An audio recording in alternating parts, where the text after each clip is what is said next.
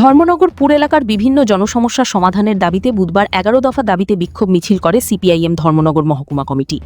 রাস্তাঘাট সংস্কার, নিয়মিত পানীয় জল, জেলা হাসপাতালে উন্নত চিকিৎসা, বিপিএল পরিবারের জন্য ৭৫ দিনের টুয়েপের কাজ, বিদ্যুতের মূল্যবৃদ্ধি রোধ এবং এসডিএম অফিসে সাধারণ মানুষের হয়রানি বন্ধসহ বিভিন্ন দাবি তুলে ধরা হয়। সিপিআইএম মহকুমা কার্যালয় থেকে শুরু হওয়া মিছিলে রাজ্য সম্পাদক মণ্ডলীর সদস্য অমিতাভ দত্ত, জেলা সম্পাদক অভিজিৎ দে, মহকুমা সম্পাদক রতন রায়, প্রাক্তন মন্ত্রী বিজিতা নাথ, বিধায়ক শৈলেন্দ্র চন্দ্র নাথ সহ দলের নেতাকর্মীরা অংশ নেন। ভানুচন্দ্রের রিপোর্ট, আসাম প্রাইম নেটওয়ার্ক। এলাকার মধ্যে যারা ক্ষুদ্র ব্যবসায়ী আছেন, বাজারে যারা ব্যবসায়ী বাচালি ব্যবসায়ী আছেন, তাদের উচ্ছেদ করা হচ্ছে, বিকল্প ব্যবস্থা দেওয়া হচ্ছে না। আমরা দাবিটা রেখেছি আমাদের মধ্যে। আমরা দেখেছি ধর্মনগর তথা উত্তর জেলা যে হাসপাতাল, সেই হাসপাতালের অবস্থা খুব খারাপ। এমনকি ডায়ালিসিস যারা করছেন, গতকালকেও দেখেছি সেখানে ডায়ালিসিস করার রোগীরা যারা আছেন তারা প্রচন্ড সংকটে আছেন। ব্লাড ব্যাংকের অবস্থা আরো শোচনীয়। হাসপাতাল আবর্জনা স্তূপে ভর্তি। হাসপাতালে সাধারণ রোগীদের সুস্থ পরিষেবা পাচ্ছে না। এটা আমাদের দাবির মধ্যে আছে।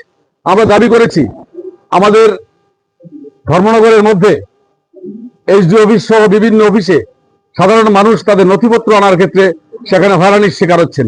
আমরা একটা দাবি রেখেছি, সেই নথিপত্র দেওয়ার ক্ষেত্রে সেখানে যে ষড়যন্ত্র, বিভিন্ন অফিসের কর্মচারীদের মধ্যে যাওয়া বারবার যেতে হয়, সেটা দূর করার জন্য আমরা দাবি রেখেছি। পৌর এলাকার মধ্যে যারা গরিব মানুষ, আগেও দেখেছি ৭৫ দিন টুয়েপের কাজ পেয়েছেন, আজকে সেই কাজটা বন্ধ হয়ে আছে। আমরা দাবি করছি এই কাজটা অবিলম্বে দিতে হবে। আমরা লক্ষ্য করেছি পৌর এলাকার রাস্তাঘাট, যেদিকে যাবেন সেদিকে রাস্তাঘাট ভাঙা, সেই রাস্তাগুলি অবিলম্বে মেরামত করার দাবি আমরা জানাচ্ছি। আমরা দাবি করছি আমাদের পৌর এলাকার জনগণ যারা আছেন তারা বিভিন্নভাবে পৌর অফিসে গেলেও সেখানে তাদের বিভিন্ন নথিপত্র পাওয়ার ক্ষেত্রে হয়রানির শিকার হতে হচ্ছে।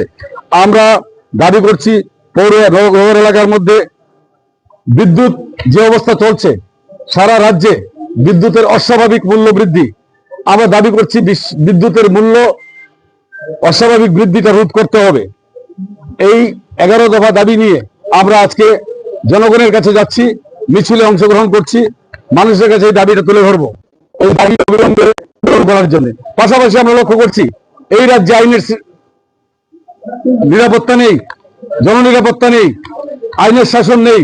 আইনের শাসন রাজ্য সরকারকে অবিলম্বে রাজ্যের জনগণের নিরাপত্তার জন্য আইনের শাসন দিতে হবে।